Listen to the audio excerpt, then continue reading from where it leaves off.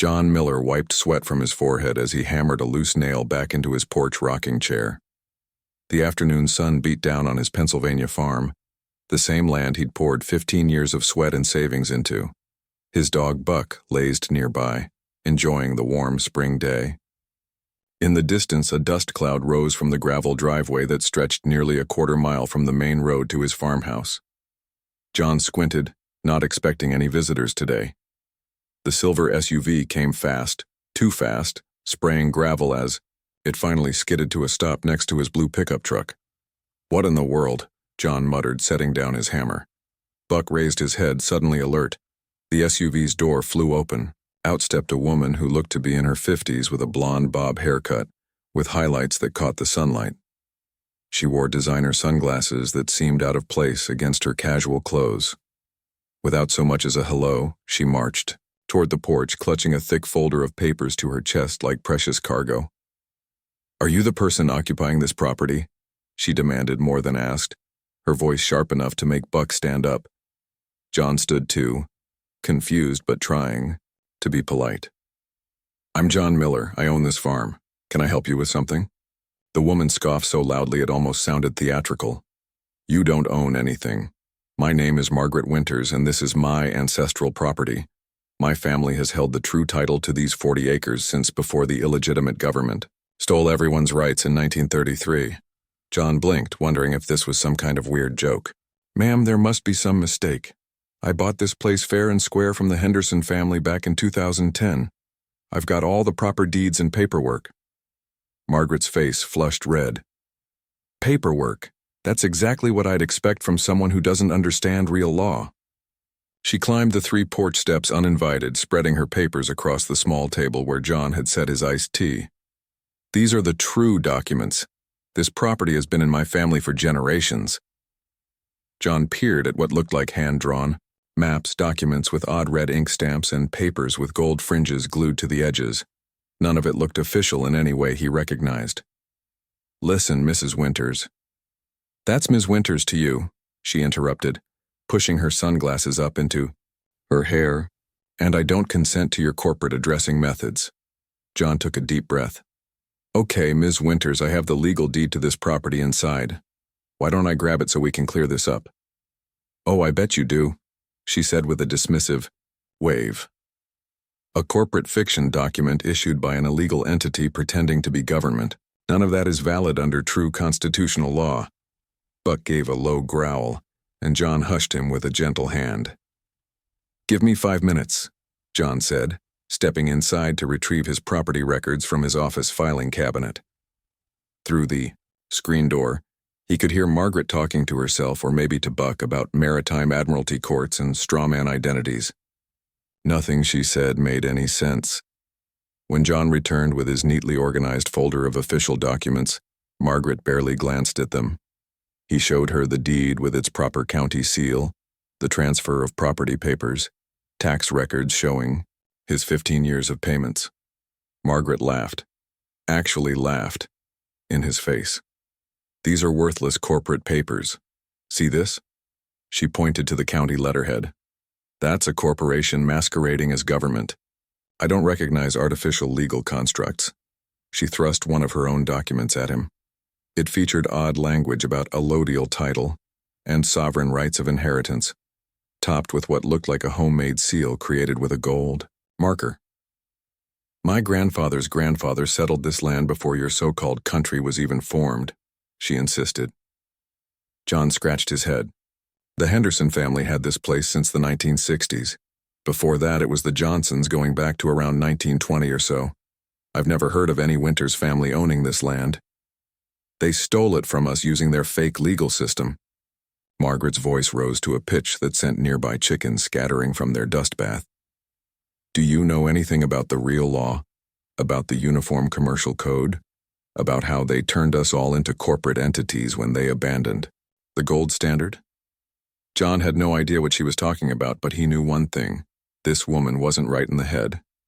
Still, she was on his property and he needed to handle this carefully. "Ms. Winters, I think there's been a misunderstanding. If you believe you have a claim to this land, you should probably take it up with the county clerk's office. They have all the property records going back over 100 years. I don't need their permission or recognition, Margaret snapped, gathering her papers back into her folder. I'm here as a courtesy to let you know that you're trespassing on Winter's family land. She reached into her purse, pulling out what looked like a homemade document. With deliberate ceremony, she slapped it against John's screen door. This is your official notice. You are trespassing on private property. You have 14 days to vacate before I exercise my constitutional rights to reclaim what's mine. John felt a flash of anger but kept his voice steady. Ms. Winters, I think you should leave now. Oh, I'm leaving, but I'll be back with constitutional enforcement officers who understand real law, not your corporate policy enforcers. She jabbed a finger toward the sheriff's department sticker on John's truck. As suddenly as she had arrived, Margaret stormed back to her SUV. Before getting in, she turned back to shout, 14 days, Mr. Miller, I've been more than generous. The SUV's tires spun in the gravel as she accelerated away, leaving John standing stunned on his porch with Buck now at his side. He carefully removed the paper from his door. Some kind of notice of trespass with red ink stamps and strange legal-sounding phrases, but nothing that looked remotely official. His hands trembled slightly, not from fear, but from shock. What just happened, Buck? He asked his dog, who offered a sympathetic whine in response. John sat heavily in his rocking chair, the repair forgotten. He looked out over his fields, the barn he'd repainted just last summer, the new irrigation system he'd installed, the apple orchard he'd planted himself. This was his home, his life's work, and some stranger had just claimed it all with a bunch of nonsense papers and wild claims. Sovereign citizen, he muttered, remembering a news story he'd seen about people who believed they weren't subject to normal laws. Never in a million years did he think he'd have one show up on his doorstep. As the dust settled on his driveway, John pulled out his phone. This wasn't over, he could feel it. Margaret Winters would be back, and next time he needed to be ready. John couldn't sleep that night. Every time headlights swept across his bedroom ceiling, he wondered if it was Margaret coming back. By morning, he'd convinced himself the whole thing was just a strange one-off encounter, until he spotted the silver SUV parked at the edge of his property line. She's back, he muttered, lowering his coffee mug. Buck barked from the front porch, clearly remembering yesterday's visitor. Through his kitchen window, John watched Margaret walking along his fence, taking photos with her phone. She wore the same determined expression but had changed into what looked like hiking clothes, complete with a wide-brimmed hat against the morning sun. When she spotted him watching, she waved her phone at him like it was some kind of weapon. John sighed and reached for his phone. He'd already saved the non-emergency police number just in case. Henderson County Sheriff's Department. Hi, this is John Miller out on Old Pine Road, he said. There's a woman trespassing on my property, taking pictures of my house and land. She was here yesterday claiming my farm belongs to her family. The dispatcher's voice turned sympathetic. Is she threatening you in any way, sir? John watched as Margaret walked back to her SUV. Not physically, no, but she's left some kind of fake legal notice claiming I'm trespassing on my own property. Sir, that sounds like you might be dealing with a sovereign citizen type. We've had reports of similar activity in the county. Deputy Williams can come out, but it might be an hour or so. She's leaving now, John said, watching the SUV pull away. But I have a feeling she'll be back. Document everything, the dispatcher advised, and call us immediately if you feel threatened. After hanging up, John grabbed his truck keys. He needed answers, and he knew just where to start. The county records office smelled like old paper and coffee. Alice Howard had worked there for 30 years and knew every property transfer in the county like the back of her hand. Her gray hair was pulled back in a neat bun, and reading glasses hung from a chain around her neck. The Miller farm?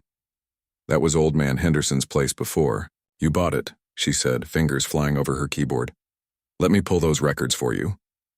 John explained his strange visitor. Alice's typing slowed, and she peered at him over her glasses. Winters, you said? Margaret Winters? When John nodded, Alice sighed.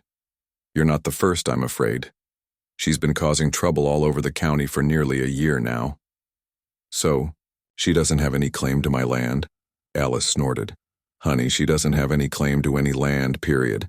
But that doesn't stop her from trying. She turned her monitor so John could see. Your property was owned by the Henderson family from 1963 to 2010 when you bought it. Before that, the Johnson family had it from 1922. And before that, it was part of the larger Wilson estate going back to 1887. No Winters family? Not a single one, Alice confirmed, printing the records. But that won't matter to Margaret. These sovereign citizen types create their own reality. John frowned. What exactly is a sovereign citizen? Alice handed him the printouts. They believe that the government isn't legitimate, and they don't have to follow laws they don't agree with. They think if they use the right magic words and file enough paperwork, they can claim whatever they want. That's crazy.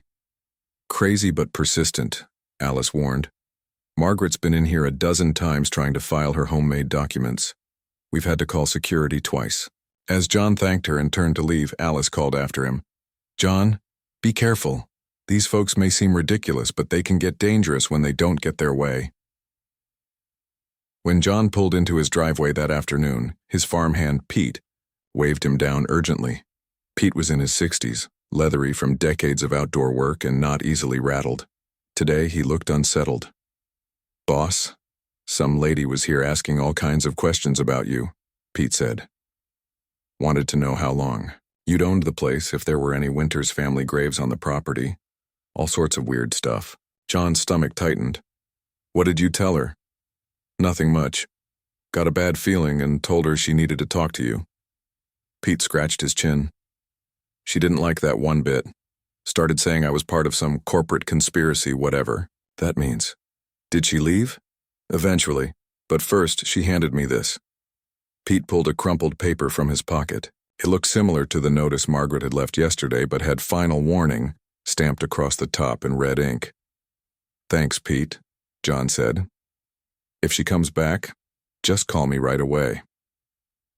After Pete left, John walked his property line with Buck at his heels. When he reached the north pasture fence, he stopped cold. Every 20 feet or so along his fence were small wooden signs hammered into the ground. No trespassing. Private property of Margaret Winters, authorized by UCC. 1308. Unbelievable, John muttered, yanking the first sign out of the ground. He collected a dozen before giving up. They stretched along the entire half-mile fence line. Back at the house, John sat at his computer. He typed "sovereign citizen property claims" into the search engine, and his screen filled with results. News, stories, legal websites, police bulletins.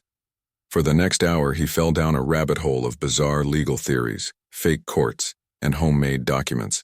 The stories were both ridiculous and concerning. People declaring themselves foreign diplomats to avoid taxes, fake liens filed against judges' homes, homemade license plates, and yes, attempts to claim other people's property through made-up ancestral rights.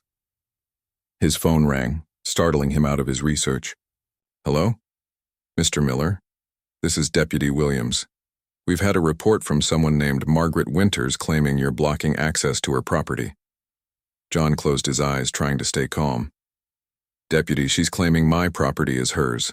I bought this farm legally in 2010.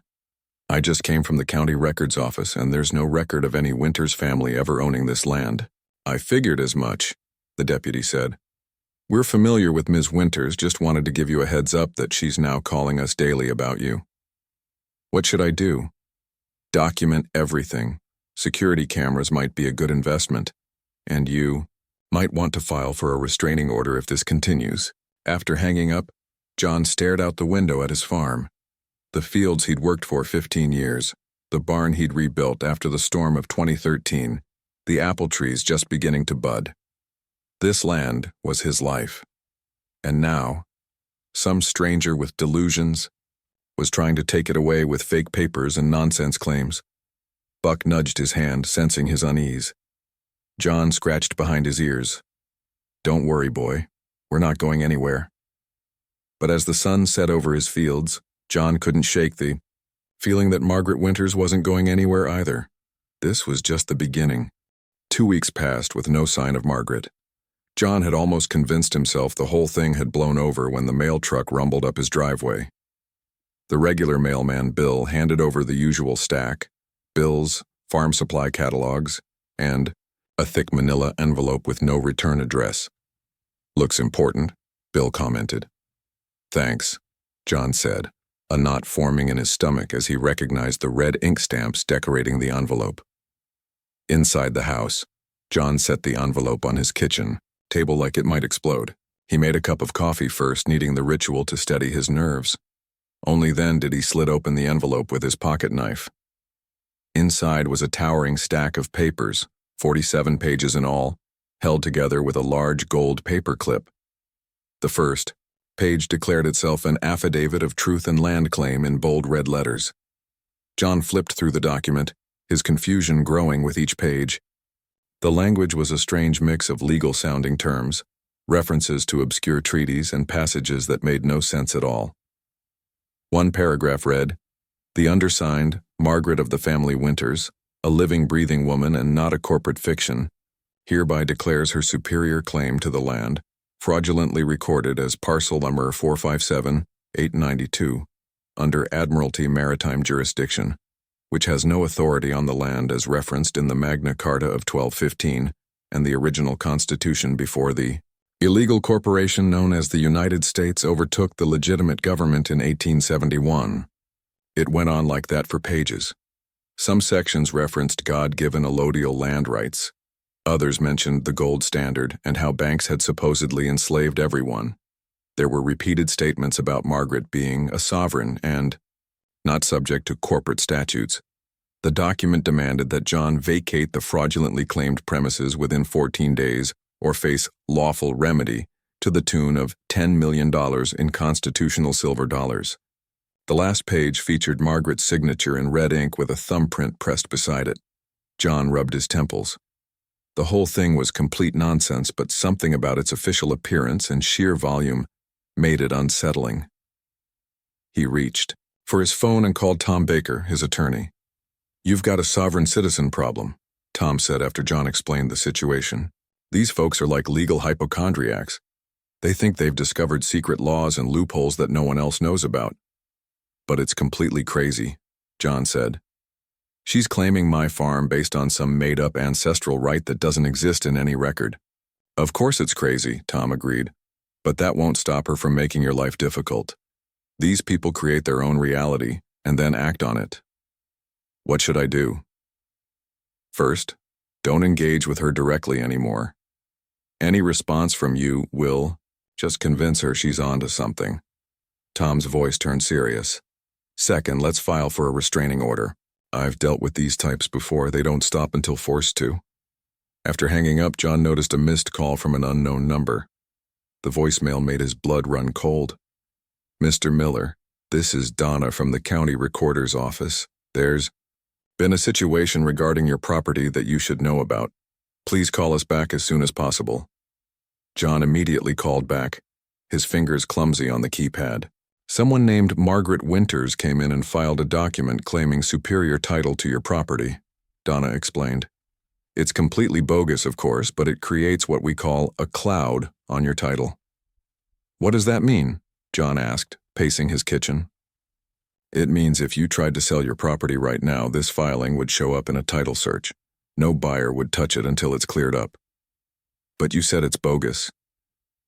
"It is," Donna assured him. "But we're required to record documents. People file, even ridiculous ones. Your attorney will need to file a motion to have it expunged." After ending the call, John slumped in his chair. What had started as a bizarre encounter was now affecting his property rights. He felt violated, as if Margaret had reached into his life and tangled everything up with her delusions. His doorbell rang, making him jump. Through the window, he saw a car he didn't recognize. Not Margaret's silver SUV, but an official-looking sedan. His heart pounded until he made out the logo on the car door. Henderson County Sheriff's Office. Deputy Williams stood on his porch, looking apologetic. "Sorry to bother you, Mr. Miller, but we've had another complaint from Ms. Winters." John sighed. "What now?" "She's claiming you're destroying her property." The deputy glanced at the stack of papers visible through the door. I see you got her affidavit. Just today, John confirmed. My lawyer says we're filing for a restraining order. Smart move, Deputy Williams nodded. These situations rarely resolve themselves. Ms. Winters has filed similar claims against 3 other property owners in the county. John invited him in, grateful for the chance to show someone else the bizarre document. The deputy flipped through it, occasionally shaking his head. Classic sovereign citizen stuff, he said, pointing to a paragraph. See this bit about admiralty jurisdiction and the gold fringe on courtroom flags? It's all part of their mythology. But why me? John asked. Why my farm? The deputy shrugged. Sometimes they target properties they actually want. Sometimes it's random. They believe their paperwork creates reality. The more official it looks to them, red stamps, fingerprints, fancy language, the more power they think it has. After the deputy left, John called Tom again, this time arranging to bring over Margaret's document and begin the restraining order process. Then he called Pete to check on the farm operations. Boss, you're not going to believe this, Pete said. That woman was back today walking your east field with some kind of metal detector. What? Did you tell her to leave? Sure did. She said she was looking for family artifacts to prove her claim. When I told her to get lost, she started recording me with her phone, saying I was interfering with her lawful investigation, or some nonsense. John hung up feeling like he was trapped in some bizarre dream. His peaceful farm life had turned into a legal nightmare, all because some stranger with delusions had fixated on his property. That evening, he drove to Tom's office. With the document, jumpiness growing with each passing car. Would Margaret escalate further?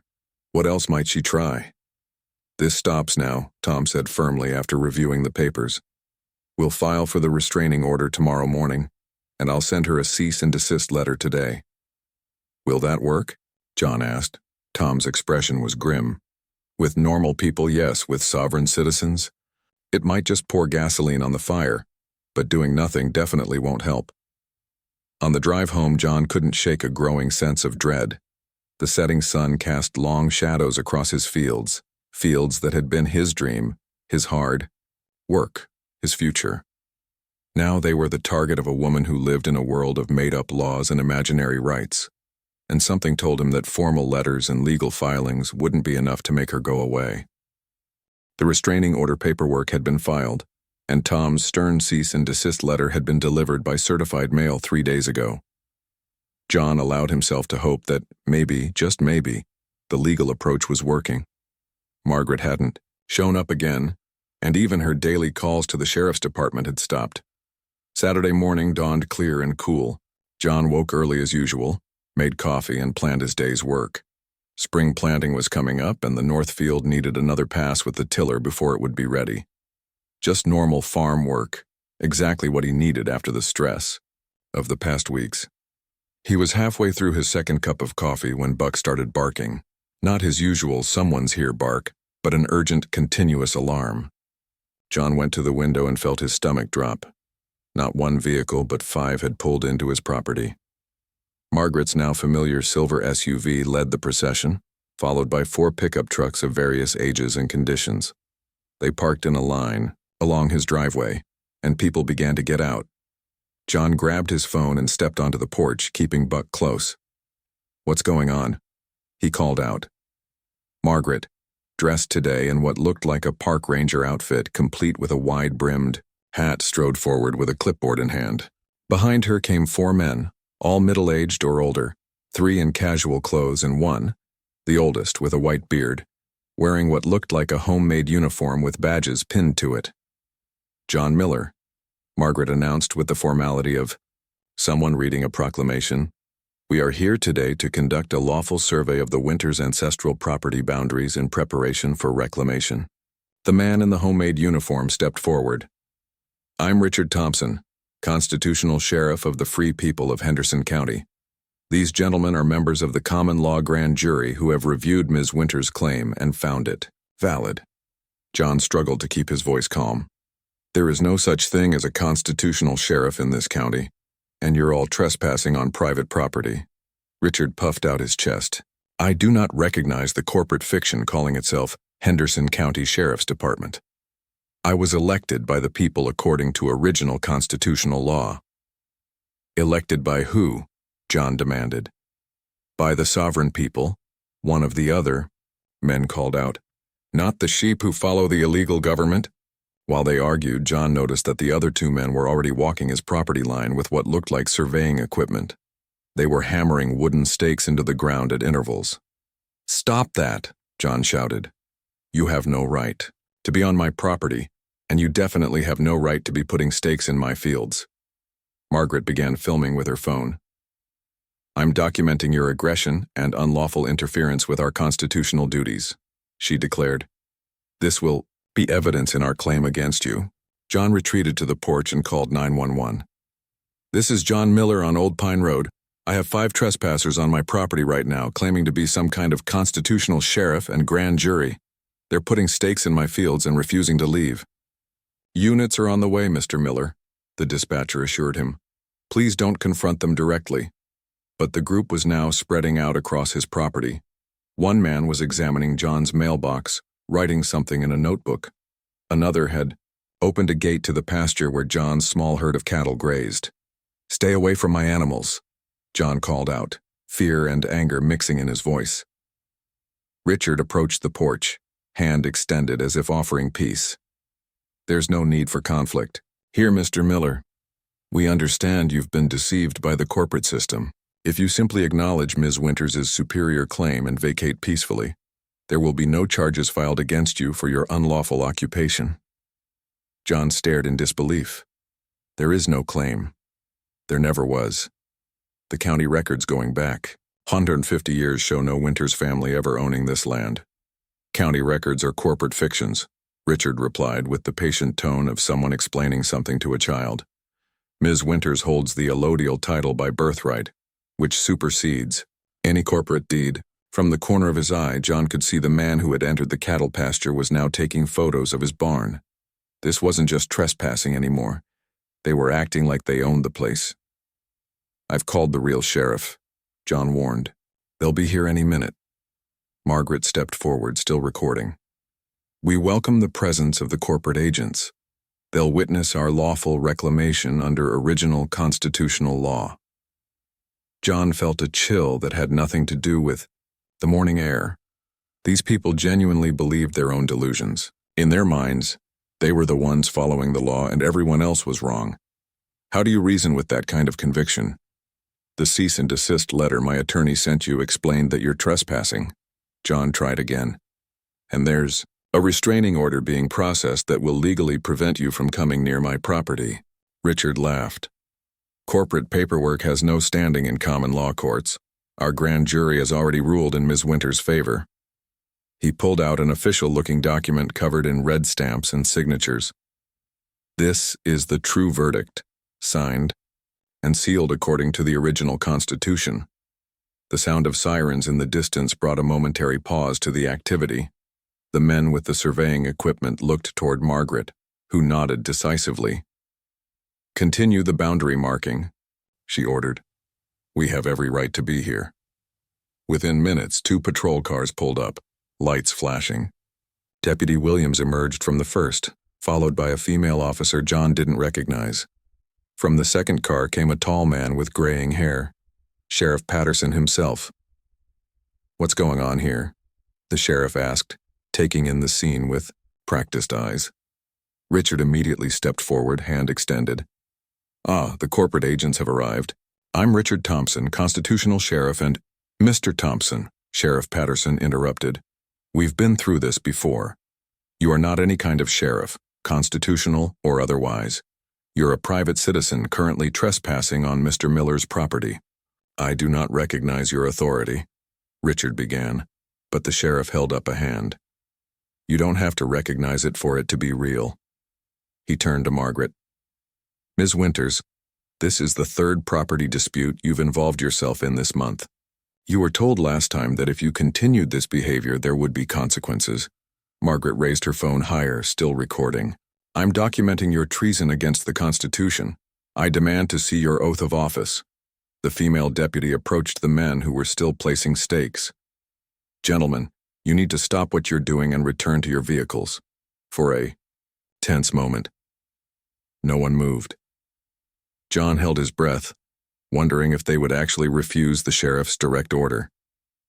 Then one of the men shrugged, dropped his stake, and started walking back toward the trucks. After a moment's hesitation, the others followed. Only Margaret and Richard remained defiant, standing their ground as the others retreated. "This is an unlawful interruption of our constitutional duties," Richard insisted, his voice rising. "We are conducting lawful business on Ms. Winter's ancestral property."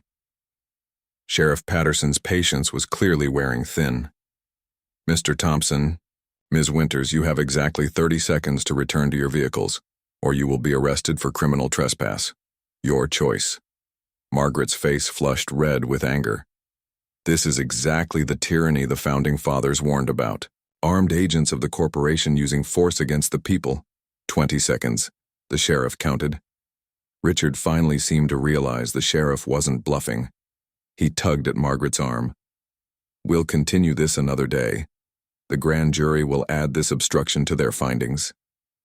Reluctantly, Margaret allowed herself to be led back to her SUV, still filming and declaring various legal-sounding phrases about jurisdiction and standing and constitutional violations. As they drove away, John felt his knees go weak with relief. He sat heavily on his porch steps as Sheriff Patterson approached. "You okay, Mr. Miller?" John nodded, though he wasn't sure it was true. "They were putting stakes in my fields, taking pictures of everything." The one in the fake uniform had some kind of verdict from their made-up court. The sheriff nodded grimly. "They're escalating. I strongly suggest you follow through with that restraining order and maybe consider installing security cameras." As the patrol cars left, John surveyed his property. The wooden stakes dotted his field like strange crop markers. His cattle were huddled nervously in one corner of the pasture. His peaceful Saturday morning had been shattered. And despite the sheriff's intervention, he couldn't shake the feeling that Margaret Winters wasn't done with him yet. Not by a long shot. The courthouse hallway felt too small, too stuffy. John tugged at his collar, uncomfortable in the suit he rarely wore. Tom, his attorney, sat beside him on the wooden bench, reviewing notes with quiet confidence. "Try to relax," Tom advised. "These hearings usually go quickly." "Easy for you to say," John muttered. "You don't have someone trying to steal your home with made-up laws." It had been 3 weeks since the confrontation on his farm. In that time, John had installed security cameras, filed police reports about the stakes placed on his property, and endured a barrage of strange legal notices that arrived almost daily. Each one more threatening than the last, filled with bizarre claims about commercial liens and common law judgments against him. The door at the end of the hallway opened, and John's heart sank. Margaret Winters strode in, dressed in a formal, navy blue suit with a red, white, and blue scarf. She carried a briefcase that bulged with papers. Behind her came Richard Thompson and another man John recognized from the confrontation at his farm. Margaret spotted John and Tom, but made no acknowledgement. Instead, she settled on a bench across the hallway and began arranging papers from her briefcase, occasionally whispering to her companions. "She's representing herself?" John asked. Tom nodded. "They almost always do. They don't trust regular attorneys who work within the system they reject." The bailiff appeared at the courtroom door. Miller versus Winters restraining order hearing, Judge Wilson presiding. Inside the courtroom, John took his place beside Tom at one table. Margaret and her companions settled at the other. John noticed Margaret eyeing the American flag beside the judge's bench with particular attention. "All rise," the bailiff announced as Judge Wilson entered. A middle-aged woman with silver-streaked hair and reading glasses perched on her nose.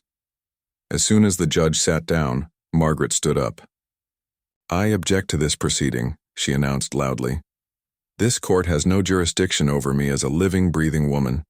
I notice the flag in this courtroom has gold fringe, which designates this as an admiralty court with no authority over land disputes." Judge Wilson looked at Margaret over her glasses. "Ms. Winters, please be seated. We haven't even begun yet. I do not consent to these proceedings." Margaret continued undeterred. I am Margaret of the family Winters, not the corporate fiction Margaret Winters that you have listed on these fraudulent documents. The judge's expression didn't change, but her voice took on a firmer tone. Ms. Winters, you will be seated, or you will be found in contempt. This is a civil restraining order hearing, not a debate about jurisdiction. Margaret reluctantly sat, but continued to mutter to her companions. The hearing proceeded with Tom presenting evidence of Margaret's harassment, the fake legal notices, the trespassing incidents, the stakes placed on John's property, and the confrontation with the self-appointed constitutional sheriff. He provided affidavits from Pete and several neighbors who had witnessed Margaret's behavior, along with photos of the homemade no trespassing signs she had placed along John's fence line. Throughout Tom's presentation, Margaret scribbled furiously on a yellow legal pad, occasionally making loud sounds of disagreement. When it was Margaret's turn to speak, she approached the bench with a thick stack of documents. I have here my affidavit of truth, which proves my ancestral claim to the land, fraudulently recorded under the name of John Miller, she began. I also have my UCC-1 financing statement, my certificate of live birth, not the fraudulent birth certificate issued by the corporate state, and documentation of my status as a sovereign citizen not subject to corporate statutes. Judge Wilson accepted the documents but set them aside without looking at them. Ms. Winters, do you have any evidence that contradicts the allegations of harassment and trespassing made by Mr. Miller? Margaret looked affronted. I cannot trespass on my own ancestral land. The so-called deed Mr. Miller possesses is a corporate fiction document with no standing in common law. Do you deny that you placed stakes on Mr. Miller's property? The judge asked. I was marking the boundaries of my rightful property according to the allodial title I hold by birthright. And do you deny that you brought individuals onto Mr. Miller's land without permission? I brought common law officers to assist in the lawful survey of my property, Margaret insisted. I do not recognize the corporate fiction claiming ownership. Judge. Wilson made a note, then looked up. Ms. Winters, have you ever presented your claim to this property in any court prior to these proceedings? I do not recognize the authority of admiralty courts flying the gold-fringed flag of maritime jurisdiction on the land, Margaret replied, her voice rising.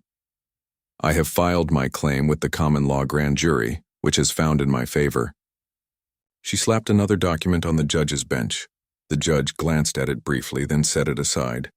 Ms. Winters, the document you've provided is not recognized by this court.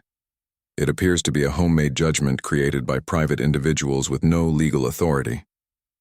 Margaret's face flushed. I demand to see your oath of office. You are committing treason against the Constitution by denying me due process. Ms. Winters, the judge said firmly, I am trying to give you due process, but you must operate within the actual legal system, not one you've created. Do you have any legitimate evidence of ownership of Mr. Miller's property? I do not consent to these proceedings, Margaret declared, gathering her papers. I am placing this court on notice that I am filing a commercial lien against Judge Wilson for violation of oath and against John Miller for unlawful occupation of my property. Judge Wilson's patience was clearly wearing thin. Ms. Winters, threatening a judge with a fictitious lien is a serious matter that could result in criminal charges. I strongly advise you to reconsider your approach. For the first time, Richard Thompson spoke up. Your Honor, as constitutional sheriff, I have reviewed Ms. Winters' claim and, Sir, the judge interrupted, you are not a recognized sheriff of any kind, and you have not been recognized to speak in these proceedings. Please be seated. After a brief recess, Judge Wilson returned with her ruling. Based on the evidence presented, the court grants the petition for a permanent restraining order. Ms. Winters is prohibited from coming within 500 feet of Mr. Miller's property or person. She is further ordered to remove any signs or markers she is placed on or around Mr. Miller's property within 48 hours. The judge continued. Additionally, the court orders the removal of Ms. Winters' filings from the county property records, as they have no legal basis and constitute a clouding of Mr. Miller's legitimate title. Ms. Winters is advised that violation of this restraining order could result in criminal charges. Margaret stood up, red-faced. I do not recognize this ruling from an admiralty court. This is an unlawful. Ms. Winters, the judge cut in sharply. Whether you recognize this court's authority or not, this order is enforceable by law enforcement. I suggest you comply to avoid further legal consequences. Outside the courthouse, John felt as if a weight had been lifted from his shoulders. It's over? He asked Tom. The legal battle? Yes, Tom said. But people like Ms. Winters don't always stop just because a court tells them to. Stay vigilant. John's caution proved warranted. Though Margaret never again set foot on his property, envelopes continued to arrive for months, each with increasingly outlandish claims and threats. They came postmarked from a neighboring state, suggesting she'd moved on, but hadn't given up her crusade. One evening, about 6 months after the hearing, John got a call from Bill, a farmer from 2 counties over whom he knew from agricultural association meetings. John, it's Bill Anderson. Say, you had trouble with a sovereign citizen woman claiming your farm, right? John's grip tightened on the phone. Margaret Winters? That's the one, Bill confirmed. She's over here now, putting up signs around the old Jefferson property, that abandoned store on Highway 16, claiming it's her embassy or some nonsense. John felt a strange mix of relief and sympathy. Better warn the owner. It's bank-owned, been vacant for years, Bill explained. Sheriff's already been out twice, but she just keeps coming back. After hanging up, John walked his property line, the setting sun casting long shadows across his fields. The land felt properly his again, the peace he'd once taken for granted, now something he cherished. That fall, John hosted a gathering for local farmers and ranchers with Tom as a special guest. More than 30 people attended, eager to hear about his experience and learn how to protect themselves. The most important thing is to understand what you're dealing with, Tom explained to the group gathered in John's barn. Sovereign citizens aren't just difficult people. They live in an alternate reality with different rules. The meeting turned into a monthly event, with other property owners sharing similar stories. John found unexpected purpose in helping others navigate situations like his own, turning his ordeal into something useful. 1 year to the day after Margaret first arrived on his property, John put the final touches on the new sign at the entrance to his driveway, a properly registered, legally filed sign that declared Miller Family Farm, EST 2010. As he drove past it toward home, John smiled. His farm was his again, his peace restored. Margaret Winters had moved on to other targets, other claims, other delusions, but the community she had unwittingly helped create, neighbors,